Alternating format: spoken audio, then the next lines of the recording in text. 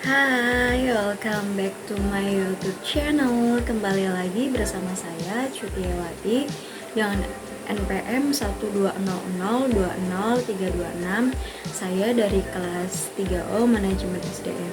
Nah, teman-teman, jadi pada video kali ini saya akan membahas mengenai cara memperbaiki kompetensi. Nah, buat teman-teman yang ingin tahu bagaimana cara memperbaiki kompetensi, simak video ini ya. Oke, baik. Yang pertama, saya akan membahas mengenai pengertian kompetensi menurut Lyle Spencer and Signe Spencer. Kompetensi adalah karakteristik dasar perilaku individu yang berhubungan dengan kriteria acuan efektif dan atau kinerja unggul di dalam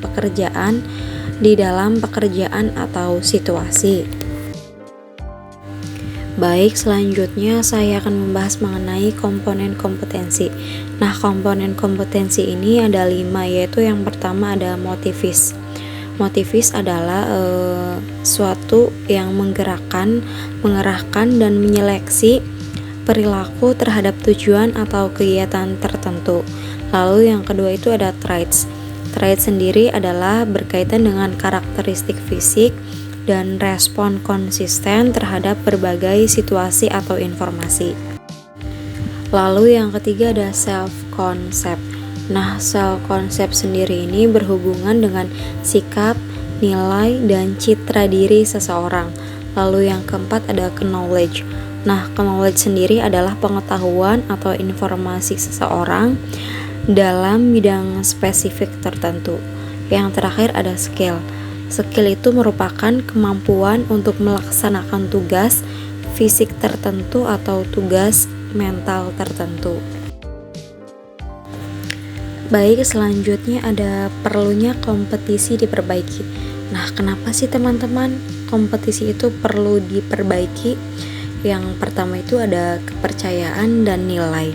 Kepercayaan dan nilai seseorang terhadap sesuatu sangat berpengaruh terhadap sikap dan perilaku seseorang. Yang kedua itu ada keahlian atau keterampilan. Nah, aspek keahlian atau keterampilan ini memegang peran penting dalam membentuk kompetensi. Selanjutnya yang ketiga itu pengalaman. Pengalaman merupakan elemen penting dalam membentuk penguasaan kompetensi seorang terhadap tugasnya. Lalu yang keempat ada karakteristik personal. Karakteristik kepribadian seseorang turut berpengaruh terhadap kompetensi seseorang.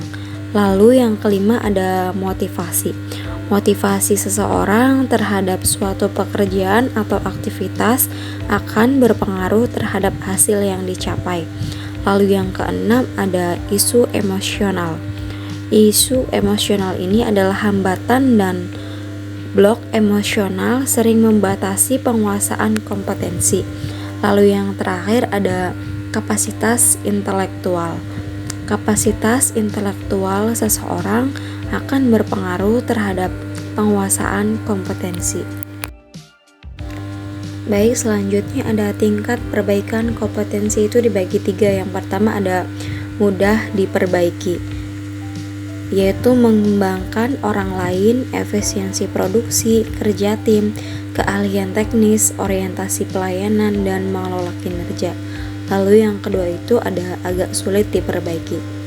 Nah, orientasi hasil, kualitas, keputusan, pengaruh, penyelesaian konflik, pemikiran, analisis, kecerdasan organisasional. Lalu yang ketiga itu ada sulit diperbaiki, yaitu inisiatif, inovasi, integritas, dan kejujuran, pengelolaan tekanan, kejiwaan, pemeriksaan, konseptualis, dan fleksibilitas.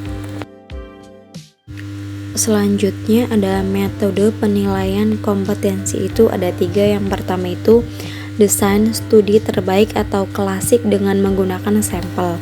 Lalu yang kedua ada desain studi pendek dengan panel ahli. Lalu yang ketiga itu dengan studi terhadap pemegang jabatan dan pekerjaan di masa depan.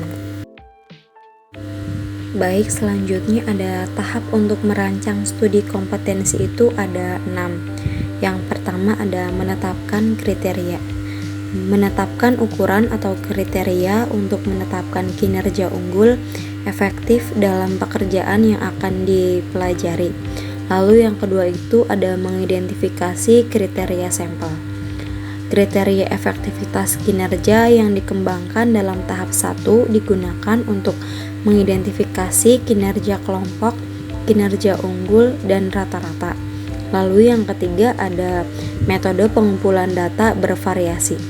Terdapat 6 metode yaitu BEI, panel ahli, survei, database model kompetensi, sistem ahli, analisis jabatan, dan observasi langsung. Lalu yang keempat ada analisis data dan pengembangan model. Nah, pada tahap ini data dan seluruh sumber dianalisis untuk mengidentifikasi kompetensi, kepribadian, dan keahlian yang dimiliki pekerja. Lalu yang kelima itu ada validasi model kompetensi. Model kompetisi yang diuji dengan melihat jika model dimaksud memprediksikan kinerja dari orang-orang dalam kedua kelompok sampai pada waktu yang sama. Lalu yang terakhir itu mempersiapkan penerapan model kompetensi. Apabila model ini telah divalidasi, selanjutnya model kompetensi ini telah dapat digunakan untuk berbagai keperluan. Baik, selanjutnya ada dimensi kompetensi. Beberapa ahli membagi kompetensi dalam klaster atau gugus dan dimensi seperti yang pertama itu Boyat-Ziz dalam William 2002. Yang kedua itu ada Duleucz dalam Armstrong 1995. Dan yang terakhir itu ada Schroeder dalam Williams 2002. Yang pertama, Boyat-Ziz dalam William 2002 itu menyatakan bahwa kemampuan manajemen dan tindakan dimensi efisiensi perencanaan, inisiatif, perhatian pada hal yang rinci. Lalu yang kedua itu kemampuan manajemen orang, dimensinya empati, persuasif, jaringan kerja, negosiasi, percaya diri, manajemen tim, lalu pengembangan orang lain, dan komunikasi lisan. Kemampuan logika analisis dimensi itu menggunakan konsep, pengakuan pola, pengembangan teori, penggunaan teknologi, analisis kuantitatif, objek dan sosial, komunikasi tertulis. Lalu yang kedua menurut Duleucz dalam Armstrong 1995. Yang pertama itu kemampuan intelektual yaitu perspektif, strategis, analisis dan penilaian, perencanaan dan pengorganisasian. Kemampuan interpersonal yaitu mengelola staf, sikap persuasif dan pengambilan keputusan, kepekaan interpersonal dan komunikasi lisan. Lalu yang ketiga itu kemampuan adaptabilitas, adaptasi, kemampuan orientasi hasil, sikap energik dan inisiatif, motivasi berprestasi, dan kepekaan bisnis. Lalu yang terakhir itu menurut Schroeder dalam Williams 2002, yang pertama itu kognitif, yaitu mencari informasi, pemikiran konseptualif, fleksibilitas. Lalu yang kedua itu irasional, yaitu dampak, percaya diri, dan presentasi. Lalu yang ketiga motivasional itu interpersonal, mengelola interaksi dan orientasi. Yang keempat itu ada pengembangan dan berprestasi, yaitu orientasi proaktif dan orientasi berprestasi.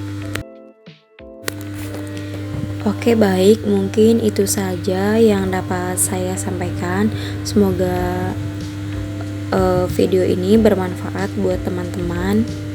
Jangan lupa like, comment, dan subscribe ya. Thanks for watching. Bye bye.